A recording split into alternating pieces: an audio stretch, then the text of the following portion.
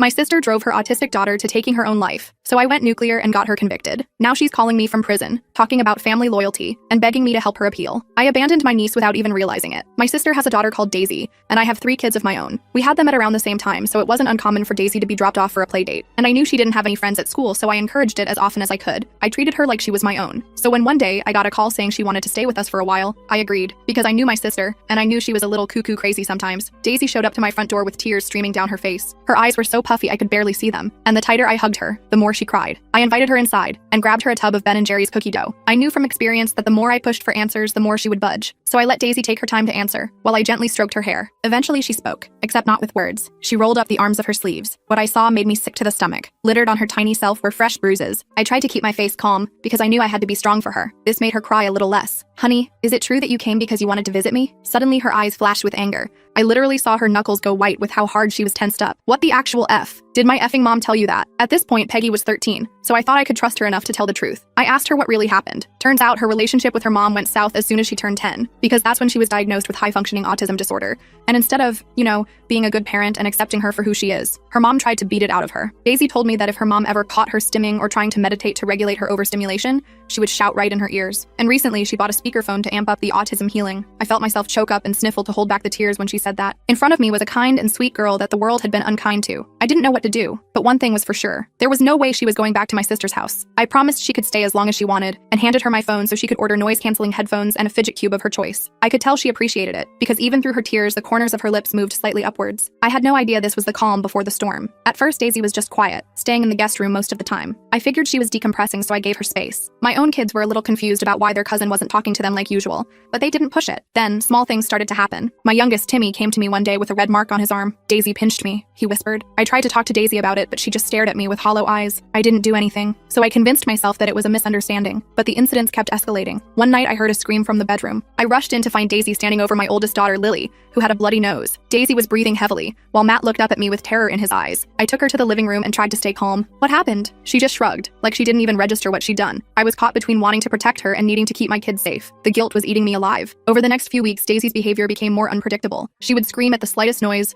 throw things when my kids laughed too loud, and once she pulled Timmy's hair so hard I had to pry her fingers off. I tried to be patient, I really did, but my kids were scared of their own home. One evening, after another meltdown where Daisy threw my favorite vase at Lily and almost unalived her, I called my sister. I couldn't handle it anymore. I was desperate. She picked up straight away. What did she do now? When I explained everything, there was silence on the other end. Then she laughed. A sharp, cruel laugh. Of course she's acting crazy. She always has been. She gave herself those bruises. And that whole autism skit, she made it up for attention. I was stunned. Could I really have been that gullible? The doubt crept in like poison. The next morning, I sat Daisy down. Your mom is coming to get you. I think it's best you go home. She didn't cry. She didn't yell. She just walked out the door with her backpack, looking more defeated than I'd ever seen anyone. I spent all night wondering if I had done the right thing. The next morning, I had my answer, because that's when I got the call. It was the police. Daisy had been found after committing self-unalive. I immediately fell to the floor. My sister was evil, and I had left her in her clutches. But beneath all the pain, I knew one thing. If I ever wanted to forgive myself, I had to avenge Daisy. My sister had to pay for what she'd done. Daisy deserved justice, and I was going to make sure she got it, no matter what it took. I spent the next few days in a fog of grief and rage. Mark tried to comfort me, but I pushed him away. How could I accept comfort when Daisy would never feel safe again? The kids were confused and scared. I told them that Daisy had gone to heaven, but they sensed something terrible had happened. Lily overheard me crying on the phone and asked if Daisy had called herself. I couldn't lie to her. She's 14, old enough to understand some of the darkness in the world. I just didn't want her to know that I was part of that darkness. The funeral was small and quick. Vanessa put on a good show, sobbing dramatically, and accepting condolences from the handful of people who showed up. I stood as far away from her as possible, afraid I might actually attack her if she came near me. She had the nerve to hug my kids and tell them how much Auntie Vanessa loved them. I saw Timmy shrink away from her touch. Smart kid. After the service, Vanessa approached me with red-rimmed eyes. This has been so hard on me,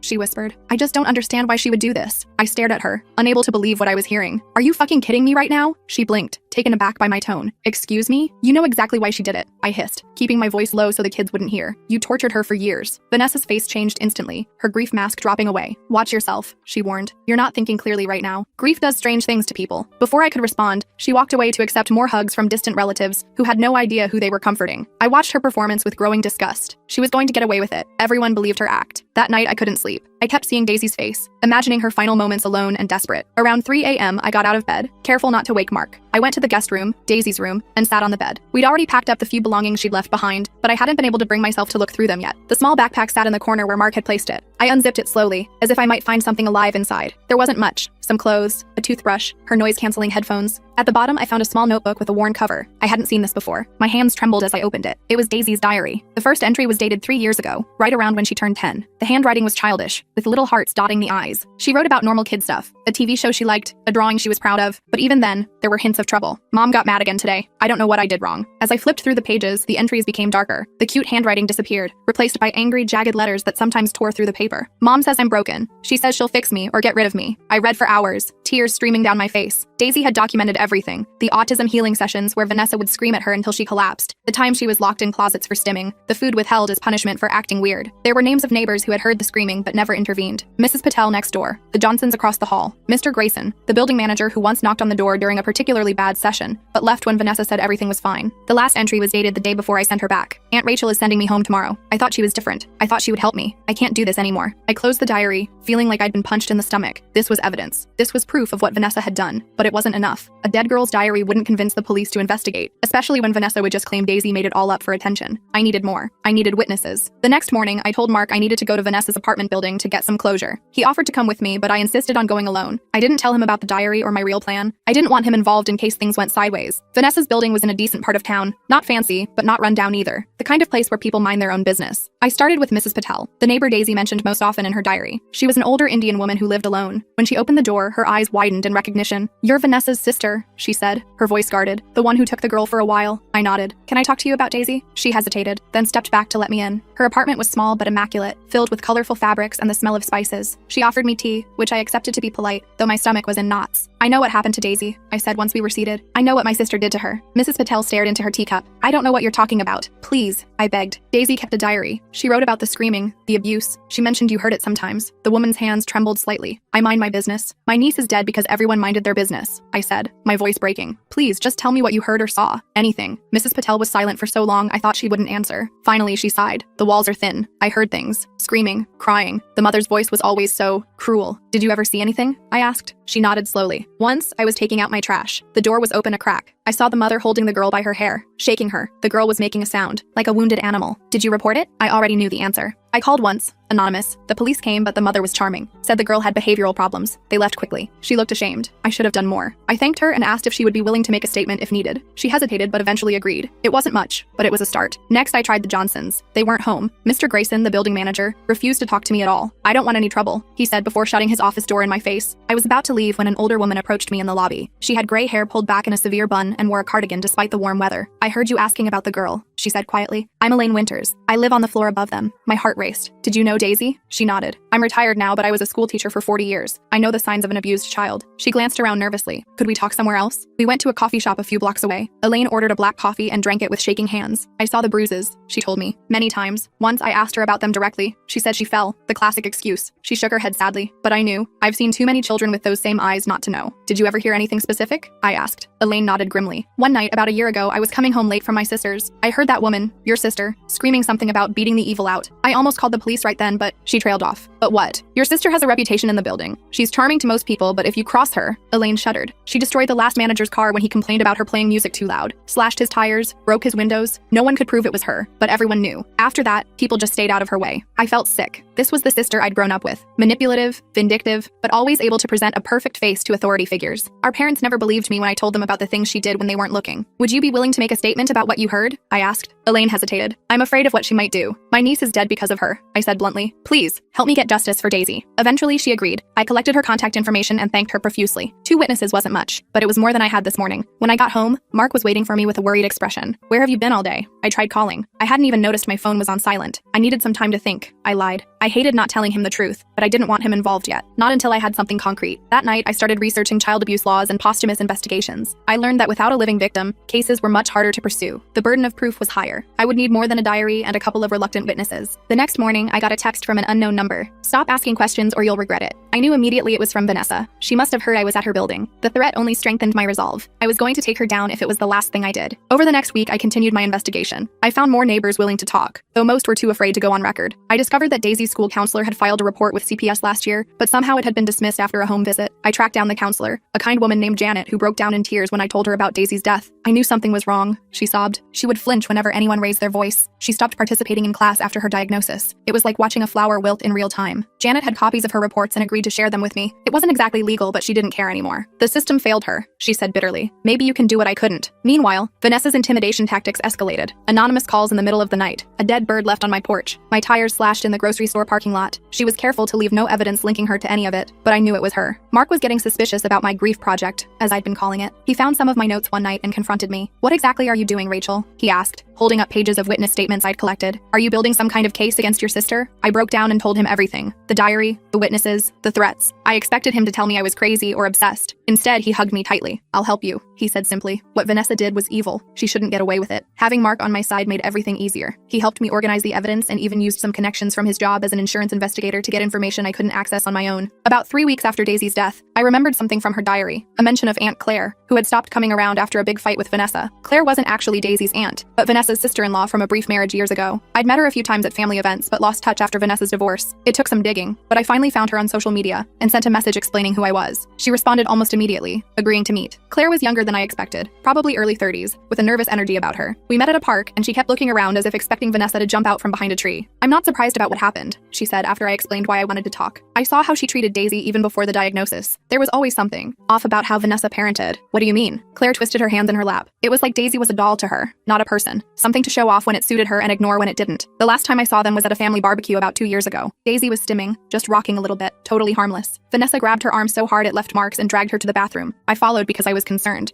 and I heard her screaming at Daisy to act normal before slapping her across the face. My stomach churned. "What did you do?" "I confronted her," Claire said, her voice hardening. "I told her she was being abusive. She laughed in my face and said I didn't understand what it was like to raise a defective child." Claire's eyes filled with tears. "I reported her to CPS the next day, but nothing came of it. Vanessa found out it was me somehow and started harassing me, calling my workplace with false accusations, sending threatening letters. I had to move and change my number." Claire was the first person I'd found who had actually tried to help Daisy and suffered for it. Her story gave me both hope and fear. Hope that Vanessa's behavior was documented somewhere in CPS records, and fear about what my sister might do if she felt truly threatened. "Would you be willing to make an official statement?" I asked. Claire didn't hesitate. "Absolutely. I felt guilty for years about not doing more. Maybe this is my chance to make it right." With Claire's statement, Janet's records, Daisy's diary, and the neighbors' testimonies, I finally had enough to approach the authorities. Mark helped me organize everything into a coherent timeline of abuse. We made copies of all the documents and stored them in multiple locations, just in case. The day before I planned to go to the police, I received another text. "Last warning. Back off or your kids will pay." A chill ran through me. Vanessa had never threatened my children before. I showed the message to Mark, who immediately wanted to go to the police, but I knew how these things worked. Without proof that Vanessa sent the text, they wouldn't do anything except maybe take a report. That night, I barely slept. I kept checking on the kids, making sure they were safe. In the morning, I dropped them off at school myself instead of letting them take the bus, warning the administration not to release them to anyone but Mark or me. When I got home, the front door was slightly ajar. I froze, heart pounding. I should have called the police or at least Mark, but rage overrode my common sense. I pushed the door open slowly. The house had been ransacked. Drawers pulled out, cushions slashed, picture frames smashed. I moved through the chaos in a daze until I reached the guest room, Daisy's room. It was the worst of all. The mattress had been cut open. The walls had deep gouges in the drywall,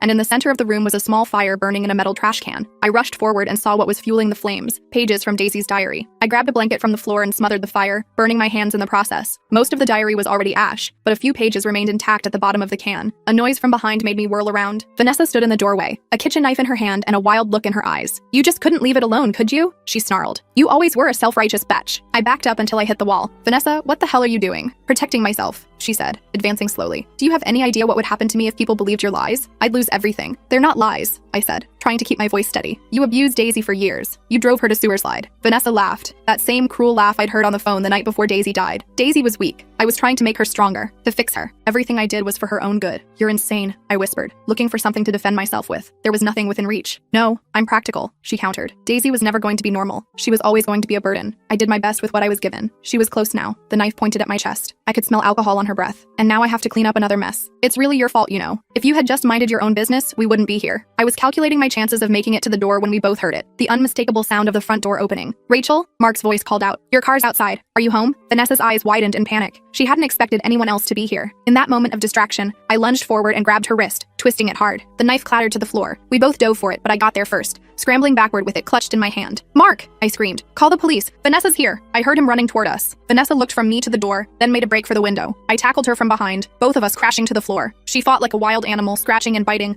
but I held on with everything I had. This woman had called my niece. I wasn't letting her escape. Mark appeared in the doorway, phone to his ear, eyes wide at the scene before him. "Police are on their way," he said, moving to help me restrain Vanessa. Between the two of us, we managed to hold her until we heard sirens outside. When the police came in, they separated us, taking statements individually. I showed them the partially burned diary, the ransacked house, my burned hands. Mark backed up my story completely. Vanessa, of course, had her own version. She claimed I had invited her over to talk about Daisy, then attacked her in a grief-induced rage. She said I was obsessed with blaming her for Daisy's sewer slide because I couldn't accept my own role in it. For a terrifying moment, I thought they might believe her. She was always so convincing, so good at playing the victim. But then one of the officers found her purse, which she'd dropped in the living room. Inside was a lighter, a bottle of vodka, and a notebook with a list of my family's schedules. When the kids went to school, when Mark left for work, when I usually went grocery shopping, they arrested her for breaking and entering, destruction of property, and attempted assault. It wasn't the justice I wanted for Daisy, but it was a start. As they led her out in handcuffs, she locked eyes with me. "This isn't over," she mouthed. I knew she was right. This was just the beginning. The next few days were a blur of police statements and cleaning up the mess Vanessa had made of our house. The kids stayed with Mark's parents while we dealt with everything. I felt horrible about dragging them into this nightmare, but at least they were safe from Vanessa's threats. The cops charged her with breaking and entering, destruction of property, and attempted assault. Her bail hearing was set for the following week. I was terrified she'd get out and come after us again, but the prosecutor assured me they were taking the case seriously, especially given the evidence of premeditation they found in her notebook. "We've got her on the break-in," Detective Ramirez told me when I went to the station to follow up, "but building a posthumous child abuse case is much harder. We're looking into it, but I don't want to give you false hope." I nodded, trying not to show my disappointment. At least Vanessa was behind bars for now. That gave me time to strengthen my case about Daisy. When I got home that afternoon, I found an envelope stuffed in our mailbox with no postmark. Inside was a USB drive with a sticky note that just said, "For Daisy." My hands shook as I plugged it into my laptop. The drive contained dozens of audio files, all dated within the last 3 years. I clicked on the most recent one and nearly threw up when I heard Vanessa's voice screaming obscenities,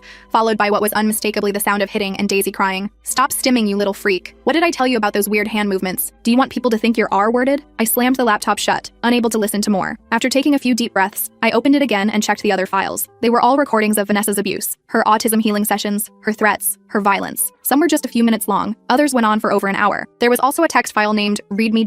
It was from Mr. Grayson, the building manager who'd refused to talk to me. I installed a security system in my office that picks up sound from the hallway. I kept these recordings as insurance in case Vanessa ever came after me. I was too cowardly to do anything while Daisy was alive. Maybe they can help now. I immediately called Detective Ramirez and told her about the recordings. She came over within the hour and took the USB drive as evidence. "This changes things," she said, her expression grim. "These recordings, combined with the diary fragments and witness statements, might be enough to add child abuse charges." For the first time since Daisy died, I felt a glimmer of hope. Maybe we could get justice for her after all. The next day, I got a call from the detective asking me to come to the station. When I arrived, she led me to a small conference room where a woman in a sharp suit was waiting. "This is ADA Melissa Chen," Detective Ramirez introduced us. "She's been assigned to Vanessa's case." The prosecutor shook my hand firmly. "I've been reviewing the evidence against your sister," she said. "The recordings are damning. We're adding child abuse and endangerment charges to the case." I felt tears welling up. "Thank you. Don't thank me yet," she warned. "These cases are never straightforward. Vanessa has hired Thomas Blackwell as her attorney." My stomach dropped. Blackwell was notorious in our city, an expensive defense attorney who specialized in getting guilty people off on technicalities. "He's already arguing that the recordings were obtained illegally and should be inadmissible," Chen continued, "and he's building a case that Daisy had severe mental health issues unrelated to any alleged abuse." "That's bullshit," I snapped. "The only mental health issues she had were caused by Vanessa's torture." Chen nodded sympathetically. "I believe you, but we need to prepare for an ugly fight. Blackwell will try to paint Daisy as unstable and you as a grieving aunt looking for someone to blame. Are you ready for that?" I thought about Daisy's diary, about the hollow look in her eyes when I sent her back to Vanessa. I'll do whatever it takes. The next few weeks were brutal. Blackwell filed motion after motion trying to get evidence thrown out. He subpoenaed my phone records trying to prove I'd been obsessed with building a case against Vanessa. He even tried to get my kids' school records, claiming their testimony about Daisy's behavior was crucial to Vanessa's defense. Mark was amazing through all of it, handling the kids and the house while I worked with the prosecutors. But I could see the toll it was taking on all of us. Lily had started having nightmares. Matt had gotten into a fight at school. Timmy barely spoke anymore. One night, after putting the kids to bed, Mark found me at the kitchen table surrounded by case notes. "Rachel, we need to talk," he said, sitting across from me. "This is consuming you. It's consuming all of us." I looked up, defensive. "What am I supposed to do? Just let her get away with it?" He shook his head. "Of course not, but you're running yourself into the ground, and the kids are suffering." I knew he was right. I'd been so focused on justice for Daisy that I was neglecting my own children, making the same mistake I'd made with Daisy, just in a different way. "What do you suggest?" I asked, too tired to argue. "Let the prosecutors do their job," he said gently. "Help them, but don't make this your entire life. Daisy wouldn't want that." I nodded, tears streaming down my face. I just feel so guilty. If I hadn't sent her back. Mark took my hands. You made a mistake. We all did. But you're trying to make it right. That's all anyone can do. The next morning, I called Ada Chen and told her I needed to step back a bit for my family's sake. She was understanding and promised to keep me updated on any major developments. That afternoon, I took the kids to the park, something I hadn't done in weeks. Watching them play, I felt a bittersweet pang. Daisy should be here too. She deserved a childhood free from fear and pain. As we were getting ready to leave, I noticed a woman watching us from a nearby bench. It took me a moment to recognize her. Janet, Daisy's school counselor. I hope you don't mind, she said, approaching us. I saw on the news that the trial date was set. I wanted to check how you were doing. We sat on the bench while the kids continued playing within eyesight. It's been rough, I admitted. Vanessa's lawyer is trying to paint Daisy as mentally unstable. Janet's face hardened. That's why I wanted to talk to you. I've been going through my old files and I found something that might help. She pulled out her phone and showed me an email exchange between her and Daisy's pediatrician from 2 years ago. They had both documented concerns about potential abuse and made separate CPS reports. The doctor noted suspicious bruising patterns during 3 different checkups, Janet explained. CPS investigated but closed the case each time. Vanessa was very convincing. Would the doctor be willing to testify? I asked. That's the thing. I already talked to her. She's furious about what happened to Daisy and wants to help. She has medical records with photos of the bruises. I felt a surge of hope. Medical evidence would be much harder for Blackwell to dismiss than neighbor testimonies. When the trial finally began 2 months later, I was more prepared than I'd ever been for anything in my life. Ada Chen had built a solid case, combining the audio recordings, medical evidence, witness testimonies, and what remained of Daisy's diary. Vanessa sat at the defense table looking perfectly put together in a conservative blue dress, her hair neatly styled. She looked like a respectable, grieving mother, exactly the image Blackwell wanted to project. I testified on the 3rd day, recounting everything from the moment Daisy showed up at my door with bruises to the day Vanessa broke into our house. Blackwell tried to trip me up during cross-examination, suggesting I had a lifelong jealousy of my sister and was using Daisy's sewer slide to get revenge. Isn't it true that you sent Daisy back to her mother? He asked, his voice dripping with fake concern. If you truly believed she was in danger, why would you do that? I took a deep breath. I made a terrible mistake. I believed Vanessa's lies that Daisy was manipulating me. I will regret that decision for the rest of my life. So you admit your judgment regarding your niece was flawed? He pressed. Yes, I said firmly. I trusted my sister when I shouldn't have. That's why I'm here now, because I won't make that mistake again. The most powerful testimony came from Dr. Rivera, Daisy's pediatrician. She presented medical records showing a pattern of injuries consistent with physical abuse over several years. She had photos, documentation of Daisy's increasing anxiety symptoms, and records of her own CPS reports. In my professional opinion, she stated clearly, Daisy was a victim of ongoing physical and emotional abuse. Her autism was used as an excuse to inflict punishment for normal neurodivergent behaviors. Vanessa took the stand on the final day, playing the part of the overwhelmed single mother doing her best with a troubled child. She cried at all the right moments, expressing how much she missed her baby girl and how she'd been trying to get Daisy the help she needed. Those recordings, she said, dabbing at her eyes with a tissue, they sound awful out of context, but Daisy was having violent episodes. I was trying to protect myself and get her to calm down. It was sickening to watch. I dug my nails into my palms so hard they left marks. When the jury went into deliberation, I was terrified they'd believe Vanessa's act. We waited 2 excruciating days for the verdict. When we finally returned to the courtroom, I could barely breathe. Mark held my hand so tight it hurt as the jury foreman stood. On the count of child abuse in the 1st degree, we find the defendant guilty. I burst into tears as they continued reading the verdicts. Guilty on all counts. Vanessa's face contorted with rage as the bailiff moved to take her into custody. She turned to look at me with pure hatred. This isn't over, she hissed as they led her away. But it was over. The judge sentenced her to 15 years in prison with no possibility of parole for at least 10 years. It wouldn't bring Daisy back, but at least her abuser wouldn't be able to hurt anyone else for a long time. After the sentencing, I started a small foundation in Daisy's name to help autistic children in abusive homes. We raised money for training programs to help teachers and counselors recognize signs of abuse in neurodivergent kids. Janet joined the board, along with Dr. Rivera and several other professionals who had been touched by Daisy's story. The 1st anniversary of Daisy's death was impossibly hard. We planted a cherry tree in our backyard. Daisy had loved cherry blossoms. The kids helped make a small memorial stone to place beneath it. As we stood there together, Timmy looked up at me with serious eyes. Is Daisy happy now? I knelt down to his level. I hope so, buddy. I really hope so. That night, I sat alone under the tree after everyone had gone to bed. I took out the few salvaged pages from Daisy's diary that the police had returned to me after the trial. I'm sorry I failed you, I whispered. I hope you know how much you were loved. I couldn't change the past. I couldn't bring Daisy back or erase my mistake in sending her home that day, but I could make sure her story helped other kids like her. I could make sure she wasn't forgotten, and maybe someday I would learn to forgive myself.